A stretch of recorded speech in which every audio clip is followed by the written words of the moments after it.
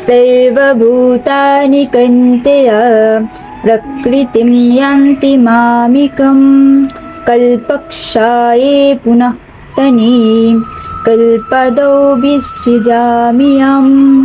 অনুবাদ: হে কুন্তেয়, কল্পান্তে সমস্ত জড় সৃষ্টি আমারই প্রকৃতিতে প্রবেশ করে এবং পুনরায় কল্পারম্ভে প্রকৃতির দ্বারা আমি তাদের সৃষ্টি করি।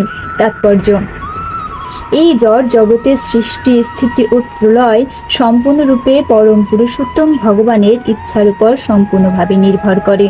কল্পের অবসানে মানে ব্রহ্মার মৃত্যু হলে, ব্রহ্মার আয়ু হচ্ছে 100 বছর, তার একদিন পৃথিবী 430 কোটি বছরের সমান, তার রাত্রির স্থায়িত্ব সমপরিমাণ, তার 1 মাস এই রকম 30 দিন ও রাত্রির সমন্বয়, এই রকম 12টি মাসে তার 1 বৎসর হয়।